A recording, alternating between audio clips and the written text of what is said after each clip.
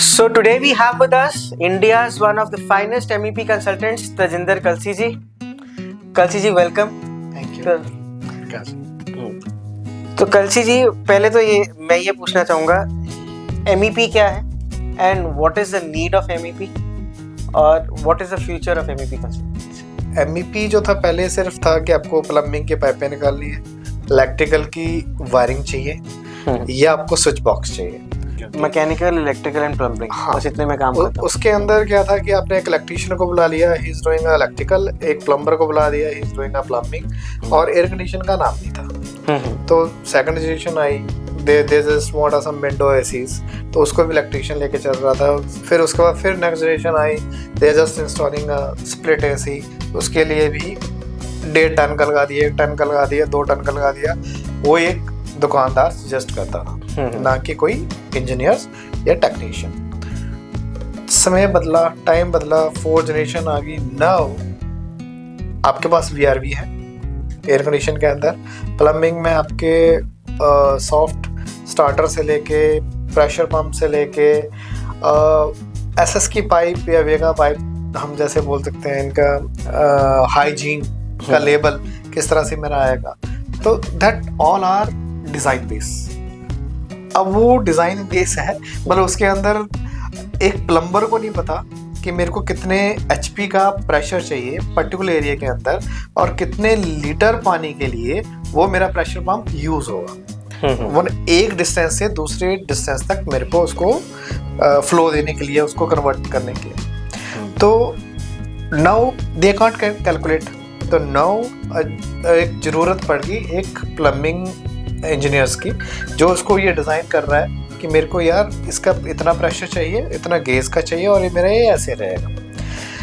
अब वैसे ही मेरा इलेक्ट्रिकल पहले क्या था, सिर्फ आपके पास नॉर्मल टॉगल स्विचेस होते थे। नॉर्मल टॉगल स्विचेस के बाद अब there is a requirement of दूसरे स्विचेस ने ले ली, टिकटॉक वाले ने, उसके बाद फिर जरूरत पड़ गई आपके एयर कंडीशन आ गए। अब देयर इज ऑफ ऑटोमेशंस जो आपके 3rd जनरेशन काम कर रही है। Now the 4th generation is artificial intelligence. तो एक जो इलेक्ट्रिशियन था जिसको सिर्फ 2 वायर जोड़ के एक लाइट को चलाना था, उसके लिए AI मुश्किल हो गया। अब तो उसी हिसाब से फिर जो MEP का जो जॉब वर्क है, वो अब आज की डेट में एक बैकबोन है किसी प्रोजेक्ट के लिए। बिना MEP डिज़ाइन के, बिना आपके उसके सिस्टम को एवेल्युएट करे हुए कि आपकी रिक्वायरमेंट्स क्या हैं, बिना उसको एवेल्युएट करके if you just doing that project, तो you are fail, number 1। Number 2, आपकी जो कॉस्ट है 25 to 30% हाइक हो जाएगी। क्योंकि वो कैलकुलेटेड नहीं है। मतलब मैं वायर लगा रहा हूँ, मेरे को इस सर्किट को चलाने के लिए सपोज 1 square mm की वायर की जरूरत है, दैट कॉस्ट 10 to 12 रुपीज़ पर मीटर। अगर मैं इलेक्ट्रिशियन उसी चीज़ को 1.5 square mm की डाल रहा है, तो मतलब उसकी कॉस्ट जो है 12 से 15 रुपए के बीच में चली जाएगी डिफरेंट कंपनीज के एस्पेक्ट के साथ। तो उसके अंदर अगर पर मीटर के हिसाब से मेरा 4 से 5 रुपए पर मीटर भी कॉस्ट का वेरिएशन पड़ रहा है, मेरी 1 लाख मीटर वायर कहीं इस प्रोजेक्ट में यूज हो रही है, तो मेरी cost is going to be that much. So what is the role of, are there any softwares involved? Yes, there's a lot of softwares involved now for MEP design. There's a lot of specification to be required for the automations also. तो अभी automation के साथ हम लोग, अगर मैं electrical की बात करूँ, we can control all the lighting, control उसका ऑरा कितना चाहिए, कितना मेरे को रिलैक्सेशन लेवल चाहिए, मतलब मेरे को उसका एस्पेक्ट किस तरह से क्रिएट करना है, किस तरह से उसको लाइक एक फील देना है कि you are in a house and you are staying 8 से 10 घंटे काम करने में, जब आप अपने घर में आ रहे हो तो आपको कितने लक्स लेवल की ज़रूरत है। तो lux level is a parameter of light. मतलब जो हमारी आंखें हैं हमारी, वो उन रिफ्लेक्शन को समझती हैं कि मेरे को कितनी एनर्जी की ज़रूरत है। अगर मेरे पास ओवर एनर्जी है तब भी मैं थक जाऊंगा, अगर उससे मेरे को कम एनर्जी मिल रही है, रिलैक्स नहीं मिल रहा, तब भी मैं थक जाऊंगा। तो इस पर्टिकुलर इल्यूमिनेशन को डिज़ाइन करने के लिए there are so many automation software are there. BMS आ जाता है, तो BMS जो है वो there is again a very great technique. उसके अंदर आप you can control whole the fire system in a one single room. Fire system आपका हो गया, आपका प्लम्बिंग सारा कंट्रोल हो गया, आपका लाइटिंग आपका सारा कंट्रोल हो गया, आपके जनरेटर्स में कितना फ्यूल है, कितना फ्यूल था, कैसे वो कंट्रोल हुआ, कितने घंटे वो चला और कितने घंटे वो चलेगा। Basically reducing the cost of human involve. तो स्किल्ड पेपर होने के बाद जैसे जरूरतें बढ़ती गई, सॉफ्टवेयर डेवलप होते गए। तो अब जो है कि आपके पास एक कम से कम लोगों के साथ हम एक पूरे मैकेनिज्म, एक पूरी बिल्डिंग को कैसे चला सकते हैं, that is a now involvement of software. One stop solution for एक रूम में बैठ के आप अपने सिस्टम्स को कंट्रोल कर सकते हो, पूरे सिस्टम्स को आप गाइडेड कर सकते हो। आपको कहाँ पे कितनी रोशनी चाहिए, कोई नहीं बैठा है तो वो उसको आप मध्यम कर सकते हो, उसकी रोशनी को 20% से लेके 99% तक आप वेरी कर सकते हो, या 0% से आप 99% वेरी कर सकते हो। That depend upon the requirement and variation. तो 0 और 20 डिग्री का जो मैं आपको 20% का डिफरेंस है, मतलब जहाँ पे मेरे को स्टेयरकेस है, I need some minimum light lux level वहाँ पे, तो हम लोग वहाँ से उसको वी कैन प्लान इट। तो अब आने वाला टाइम है, दैट इज अ रोबोटिक, कि आपको रूम को भी क्लीन करना है, तो there is a no need for any like housekeeping और स्वीपर ओनली। तो मतलब there is a totally program base, मतलब ये जैसे चाइना, जापान और डेवलप कंट्री में ऑलरेडी है, और इंडिया के अंदर भी I am working for 2 projects. उन प्रोजेक्ट्स के अंदर मतलब क्लाइंट की रिक्वायरमेंट है कि I don't want any sweeper, I want a robotic, जो एक रोबोट है मेरे उसको सारे को कंट्रोल करे। Tajinder ji, I would like to know about your journey. कैसे स्टार्ट हुई, कहाँ से शुरू किया और अब क्या कर रहे हैं? विकास जी, जस्ट मतलब जैसे I completed my degree from Bangalore university, बाद में मैंने बैंगलोर में जॉब करा। जॉब करने के बाद I back to Ludhiana and I started from career from एक फैक्ट्री से एज अ मेंटेनेंस इंजीनियर। लेकिन उसके बाद फिर मैंने धीरे धीरे just I want to be involve in that, क्योंकि थोड़ा सा माइंड वैसा था कि नहीं यार, just I want to do something different and bigger. तो वे के साथ फिर मैंने किसी के साथ एक छोटा सा डिज़ाइन लिया घर का, तो मैंने बोला इसको मैं करता हूँ। तो मैंने वहाँ से शुरू करा एक छोटे से 100 गज के हाउस से। तो करते करते now we are doing around 5 lakh square feet का होटल, वहाँ तक पहुँच गए हम लोग। तो and this is the way we started very slowly, and or we are now in a big, we are working for a Hilton group, we are working for Hyatt group, we are working for ITC, we are working for Best Western, we are working for Sarovar Batico, and we just name any good brand and we are there. I remember आपने बताया था अभी, जैसे वाराणसी में एक temple आपने बनाया है। हाँ जी, हाँ। तो उसमें जिस तरह से आप बता रहे थे कि किस तरह से पब्लिक को कंट्रोल करना, हाँ, जैसे अभी कुंभ मेला हुआ था, हाँ, हाँ, तो कुंभ मेले में कितने करोड़ों लोगों ने जाके दर्शन किए, फिर भी वो कितना वेल मैनेज सिस्टम्स थे। तो आप उसके बारे में कुछ बताइए कि पब्लिक हैंडलिंग के लिए BMS आपने कैसे यूज किया वहाँ? उसके अंदर जस्ट क्या था कि there is a big project, और वहाँ पे क्या है कि अभी हमने सर वेद महामंदिर जब बनाया, तो उसके अंदर हमारे लिए चैलेंज क्या था, जो ट्रस्टीज थे दे वांट कि वहाँ पे हमारे पास जब उनका एक प्रॉपर एक फंक्शन होता है, 1 लाख के आसपास लोग आ सकते हैं हर वीकेंड के ऊपर। तो वहाँ पर जो एक्सपेक्टेड था और जो हुआ, वो जब अब कोई भी फंक्शन होता है वहाँ पे, तो अप्रॉक्सीमेटली 1.5 लाख स्क्वायर 1.5 लाख लोग जो हैं वहाँ पे दर्शन के लिए आते हैं। उनको हैंडल करना, क्योंकि वो जरूर से ज़्यादा हो गए हैंडल करना, पर लेकिन हम लोगों का क्या था, that is a vision is very clear, कि उसको ट्रैक करना, कितने लोग मेरे पास आ रहे हैं, कितने लोग नहीं आ रहे। तो that is a tracking system in 2 और 3 एरियाज।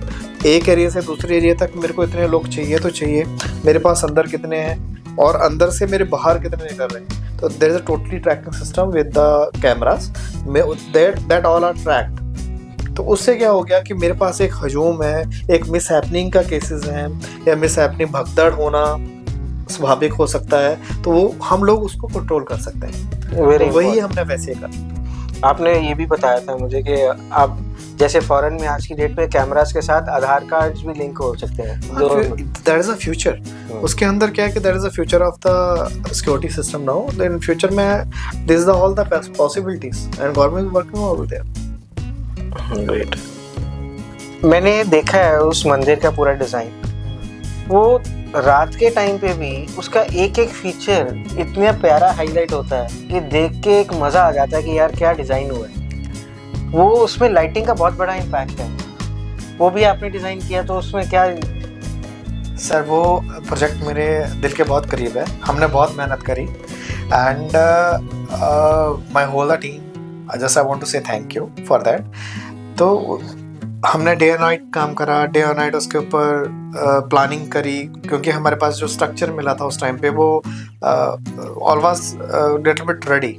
तो वो पत्थर का स्ट्रक्चर था, तो उसको बहुत ज़्यादा चिजलिंग नहीं कर सकते थे, नहीं कंट्रोल कर सकते थे, बट हमने उसका डिज़ाइन पैरामीटर हमने ऐसे लिए कि विदाउट एनी कुछ उसको तोड़े फोड़े हमने उसको प्लान करके and we have a very big pressure from you can say government of India and bureaucrats और लोकल अथॉरिटी से, क्योंकि उसको जो ओपनिंग करने वाले थे वो मिस्टर मोदी थे, मोदी जी ने इनॉग्रेट किया। हाँ, और वहाँ पे मोदी जी के इनॉग्रेशन से पहले सीएम योगी साहब वहाँ पे हर हफ्ते वहाँ से प्रोग्रेस चार्ट मांग रहे थे। तो that is again a challenge for us कि उनको हर हफ्ते का उसको चैलेंज देना है कि ये हो गया, ये रह गया, ये हो गया, रह गया, and is a very big task for us. But जो हमारा टाइमलाइन थी उससे पहले हमने उस प्रोजेक्ट को हैंड ओवर करा and everyone appreciated and we deliver that in a time. It's a big project. How many acres? That is in 110 acre right now. That is a project and approximately more than 6.5 lakh square feet area. That is a covered area of the project, and that is a 7th floor right now. 7 floors. Yeah, it's a big mandir of you can say in Asia. कोई और project जो आपके बहुत करीब हो या जिसमें बहुत सारी चैलेंजेस फेस कर रहे हो? ऐसे तो नंबर ऑफ है, we completed more than 500 project around India and overseas, तो अगर मैं सबको मिला लूँ, but one of the nearest project अभी जो मेरे बहुत क्लोज है that is a Hilton, Nepal, Kathmandu में, जो हमने अभी लास्ट ईयर उसको हैंड ओवर करा। हैंड ओवर करने के बाद अभी लास्ट मंथ वो वहाँ के लोकलिस्ट ने उसको बर्न कर दिया। What a tragedy. या this is a big tragedy for, मतलब मैं पूरी रात नहीं सोया उसके लिए कि वी एक इमोशनल अटैचमेंट अपने प्रोजेक्ट से होती है। या this is a very emotional attachment because जो उसका इल्यूमिनेशन है दैट इज अ वेरी, हमने डिफरेंट लेवल तक उसको लेके गए थे। तो उस प्रोजेक्ट के अंदर क्या था कि किस तरह से जो हमने वहाँ पे इल्यूमिनेशन का पैरामीटर्स लिए that is a different, first time in world use हुए हैं। तो उसके अंदर हम लोगों ने सैंडविच ग्लास के अंदर इल्यूमिनेशन को ट्रैवल कराया है। ओके, ग्लास के अंदर हमने लाइट को ट्रैवल कराया है एक एज से दूसरे एज तक। तो उसको और उसके अंदर एक बैलेंस लाइट शो करके एक 5 स्टार का फीलिंग क्रिएट कराना इज अ डिफरेंट चैलेंज, क्योंकि वो रिक्वायरमेंट थी वहाँ के आर्किटेक्ट की, वहाँ के इंटीरियर डिजाइनर की और वहाँ के प्रोमोटर की कि वी वांट दिस। लेकिन कभी वैसे हुआ ही नहीं है दुनिया में, तो हम उसका एग्जाम्पल और वो ले ही नहीं सकते थे। तो बट दे रिक्वायर्ड कि यार हमको ऐसा चाहिए, mister Tejendra Kalsi, we need like this type and you just think. तो हमने उसके ऊपर 2 महीने लगाए और 2 मंथ का टाइम लिया, हमने उसको एक्सरसाइज करी बहुत प्रैक्टिकली अपने ऑफिस में, उसके सैम्पल्स क्रिएट करे and at the last and least that is ready. और रेडी होने के बाद मतलब this the one of the best project in the Nepal and Nepal में बेस्ट प्रोजेक्ट होने के बाद उसने अपना मतलब best sellable hotel in that region, तो इतना वो कमाई कर गया लास्ट 6 मंथ के अंदर। तो दैट्स वाई मतलब वी फील दैट कि हमने इतना मेहनत करा और वो कुछ मिनटों के अंदर सब कुछ खत्म कर दिया। वो कहते हैं ना, वो everything is in god's hands, तो उसकी मर्जी के आगे हम कुछ नहीं कर सकते। यस एब्सोल्युटली, या I remember one of your projects जो आपने जो म्यूजियम आपने डेवलप किया है, या और उस म्यूजियम में जो लेजर शोज चले हैं, हाँ, वो laser shows are just mesmerising. Yes, उसके ऊपर अमेजिंग, मतलब क्या मेहनत की है, कैसे वो कृष्णा जी के सारा उसमें दिखाया गया है। कितना टाइम लगा उसको डिजाइन करने में? सर उसको डिजाइन करने में हमारे 2 महीने के आसपास हमने टाइम दिया था, 60 डेज का। गीता संस्थानम के नाम से ये कुरुक्षेत्र में है। तो वी डन होल द एक हमको हमारे पास चैलेंज था कि हमको उसको एक पूरी एक कहानी के हिसाब से दिखाना है। तो कहानी के हिसाब से दिखाने के लिए मतलब we done a lot of homework day night. कभी मैं रात को 10 बजे जा रहा हूँ, कभी 11 बजे रात को उठ के वहाँ जा रहा हूँ टू डेवलप दैट डिटेल्स। तो हमने पूरी टीम थी उसके अंदर, प्रोजेक्शंस की, ऑटोमेशंस की एंड इल्यूमिनेशंस की। तो हम सारे मल्टीपल मीटिंग्स विद देम कि ये चाहिए तो चाहिए, नहीं चाहिए। तो उसके अंदर उसको दिखाना ही अपने आप में बहुत बड़ा चैलेंज था। आपने होलोग्राम में एक गीता के पन्ने पलट रहे हैं और वहाँ पे जितनी पब्लिक है उसको पढ़ भी रही है। यस, मतलब वो एक चीज सिर्फ लाइट्स के साथ क्रिएट करनी, दैट इज समथिंग अमेजिंग जो आज तक मेरे ख्याल से पहले कभी हुआ है नहीं हुआ है सर। लेकिन मतलब उस लेवल पे नहीं हुआ कि वो एक परमानेंट आपके पास वहाँ पे रह रहा है। तो हमने वो जो ये पन्ने गीता के थे जो पलट रहे हैं, that is a totally projection the white box. तो दैट इज अ आइडिया कि इसको इस तरह से हम दिखाएंगे, ऐसे दिखाएंगे। और लेकिन वो हुआ हम, लेकिन क्या था कि दैट इज वेरी क्लियर मेरे को करना क्या है। जब आपको ये पता है कि what you have to do, फिर ये पॉसिबल है। मुझे तो इनफैक्ट ना वो जो कृष्णा जी का जो लेजर शो में जिस तरह से आपने प्रेजेंट किया है, वो कहते हैं ना मंत्र मुग्ध हो जाना। आप मतलब आपके पास कोई वर्ड्स नहीं रहते उस टाइम पे।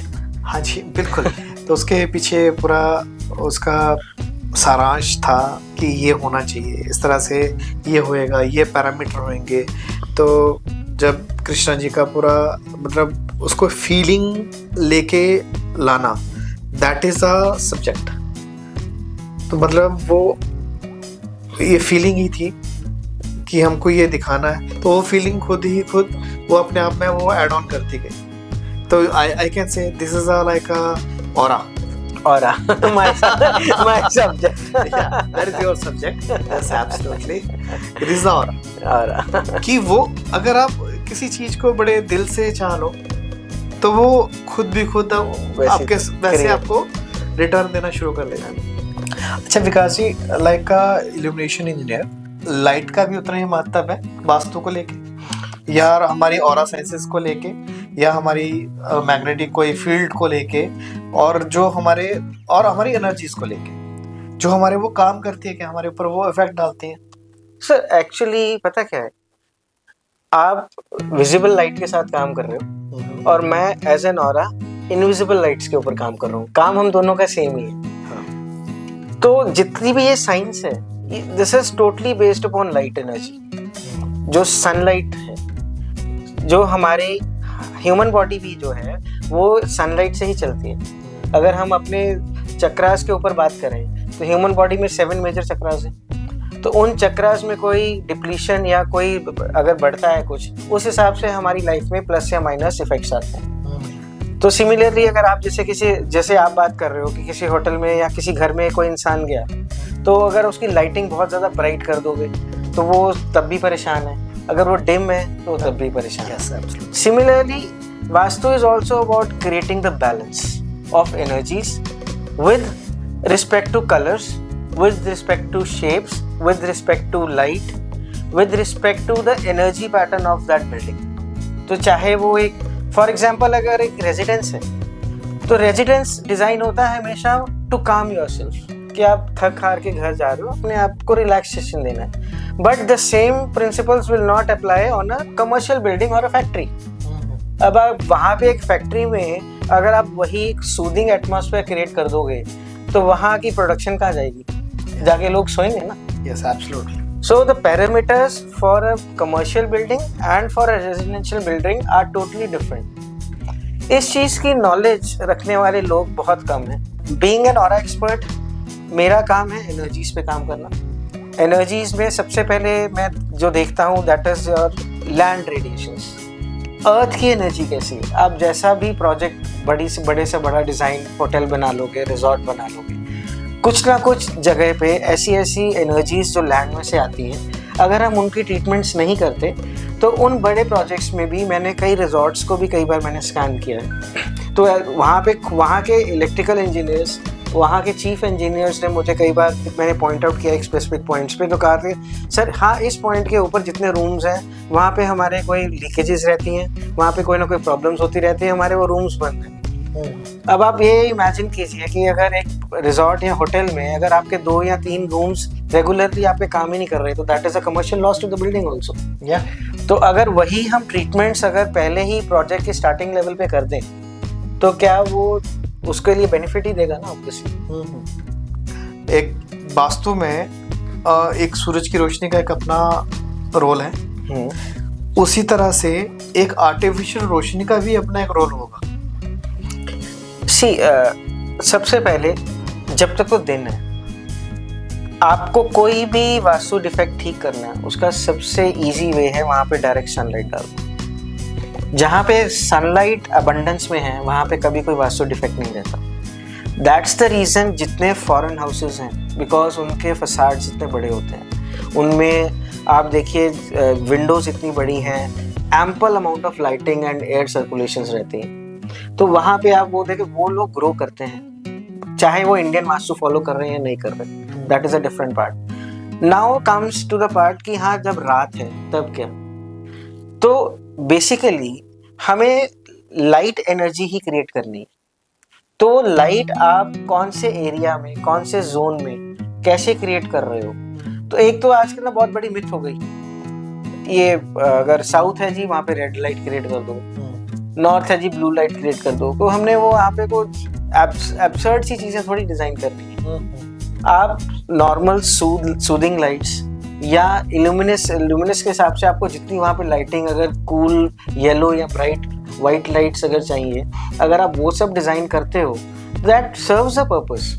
उसमें जरूरत नहीं है आपको अलग अलग रंग अलग अलग जगह लगाने की। हाईलाइट्स के लिए आप उनको यूज कर सकते हो एज अ हाईलाइटर, कि हमने कोई स्पेसिफिक एरिया को हाईलाइट करना, कोई वॉल है, कोई स्कल्पचर है, उसको हाईलाइट करने के लिए मैंने एक कलर स्पेसिफिक यूज कर लिया। अदरवाइज वो कहते हैं ना कि हमें कार्टून नहीं बनाना चाहिए, go with the practical details. जो एक आर्किटेक्ट के लेवल पे भी जो रिक्वायरमेंट्स हैं उनकी भी अपनी स्टडी है, हमें उनको एक सपोर्टिव एलिमेंट देना है कि आप कहाँ पे उसको हम और बेटर कर सकते हैं। अच्छा विकास जी, जस्ट लेट मी नो, जैसे हमारे प्रोजेक्ट के कुछ एक एरियाज बहुत बड़े हैं, that is in lakh square feet, चाहे वो आपका मास्टर प्लानिंग हो 100 एकड़ का या हाई राइज बिल्डिंग हो आपकी 10 लाख स्क्वायर फीट की जी, तो या मेरा होटल है कोई 5 लाख स्क्वायर फीट का, तो इन बड़े प्रोजेक्टों के अंदर आपका ऑरा सेंसेस क्या हेल्प कर सकता है जैसे हम जैसे लोगों के लिए? सर ऑरा सेंसेस एक प्रॉपर एक नया टेक्नोलॉजी, नई एक्सपर्टीज है और ये आने वाले टाइम का फ्यूचर है। व्हाट लिमिटेशन अभी तक क्या आती थी कि एक आर्किटेक्ट और एक वास्तु कंसल्टेंट में कहीं ना कहीं क्लैशेस होते थे। डिज़ाइन लेवल पे आप देखिए, अगर आप बहुत बड़ा होटल डिज़ाइन कर रहे हैं, अब होटल में सपोज 100 रूम्स हैं, 150 रूम्स हैं, सबके साथ अटैच वॉशरूम्स भी चाहिए। अब अगर आप वास्तु के हिसाब से कोई वास्तु कंसल्टेंट कह दे कि टॉयलेट्स नहीं होने चाहिए, इज इट प्रैक्टिकल? तो वो हो ही नहीं सकता। Now what we can do is with the help of aura senses हम अरोमाज के साथ काम करते हैं। अरोमाज में स्पेसिफिक एसेंशियल ऑयल्स के साथ we just drill a specific oil bottles in every toilet, तो उससे हम एनर्जी लेवल पे उस टॉयलेट ने जो एनर्जी को ख़त्म करना था उसको पूरा कर देते हैं, तो उसका नेगेटिव इफेक्ट ख़त्म हो जाता है। जहाँ तक बड़े स्पैन्स की बात आती है, 100 एकर्स 150 एकर्स, वहाँ पे ऑन अ ब्रॉडर फ्रंट ये देखा जा सकता है कि जोन वाइज, डिग्री वाइज हमने मेजर एक्टिविटीज़ कहाँ करनी है। फॉर एग्जाम्पल अगर हम स्विमिंग पूल डिज़ाइन कर रहे हैं एक बड़े होटल का, बड़े रिजॉर्ट का, तो it's better to go for northern zones जहाँ पे वाटर एलिमेंट का जोन है। या अगर आप कोई बहुत बड़ी, अगर आप उनके किचन्स डिज़ाइन कर रहे हो या उनकी एक्टिविटीज़, फन एक्टिविटीज़ डिज़ाइन कर रहे हो, तो there is a specific zone for that. तो हम सजेस्ट कर सकते हैं कि आप इस जोन में ये एक्टिविटीज़ कर लो। ओके, फॉर एग्जाम्पल अगर जैसे एक जनरल कंसिडरेशन है, साउथ वेस्ट को हाई राइज में लेकर जाना है, तो एक वो इम्पैक्ट आप डिज़ाइन में तो इंकॉर्पोरेट कर ही सकते हो। तो द पॉसिबिलिटीज आर मेनी। और अगर कहीं पे नहीं भी हो रहा तो now there are technologies, there are things जिनको हम एनर्जी लेवल पे ही मेंटेन कर सकते हैं। आपकी लाइटिंग के इफेक्ट्स दे सकते हैं, आपको ये डिसाइड कर सकते हैं कि नो प्रॉब्लम, आप अगर आप एक प्रैक्टिकल लिमिटेशन आ रही है, हम इसको ऐसा ही डिजाइन कर रहे हैं, तो we can use a specific colour of lighting to complete the energy that has depleted there. तो वो उस लेवल पे एक MEP कंसल्टेंट, एक लाइटिंग स्पेशलिस्ट और एक ऑरा साइंटिस्ट इकट्ठे काम कर सकते हैं किसी भी प्रोजेक्ट को चलाने के लिए। ठीक है, great. So Tajinder ji, any specific recognitions and awards you would like to tell us about? Sir ऐसा है कि मतलब हम लोग आईडेक था कंपटीशन, उसके अंदर हम लोग रीजन विनर है, मतलब नॉर्थ इंडिया से। एंड लास्ट 5 to 6 years में मैं बात करूं तो हम लोग वाफ में हमारा कोई ना कोई प्रोजेक्ट जो है पब्लिश हो रहा है, मैगजीन में बहुत सारे प्रोजेक्ट हमारे पब्लिश हो रहे हैं। And we represent so many project in Germany also. जो तो हमारे प्रोजेक्ट थे उसमें एक KD45 हमने एक हाउस करा था नोएडा के अंदर, तो that is we got so many awards for that. And similarly in the hotel category also we won lot of awards for that in Hilton, जो आप काठमांडू का था उसके लिए। तो this is going on and बहुत और मिलने वाले हैं। डेफिनेटली मिलने वाले। So what are the future plans? अब और कहाँ के फ्यूचर प्लान के अंदर क्या है कि हमको और बहुत अच्छा करना है वे, और बहुत मेहनत कर रहे हैं। We have a big team, fast moment पे, रिदम पे हम लोग काम कर रहे हैं। We doing for high rise buildings, we doing for resort, we doing for hotels, mall, multiplex and India से बाहर, और इंडिया से बाहर भी we doing lot of hotels. अब हमने इंडिया का नाम भी आगे चमकाना है तो हमें अब तो नेबरिंग कंट्रीज से बाहर जाके अब और बड़े कंट्रीज में जाके अपने प्रोजेक्ट्स। या श्योर, मतलब future we are working in overseas, बहुत सारे प्रोजेक्ट्स पे हम लोग काम कर रहे हैं and surely will start soon.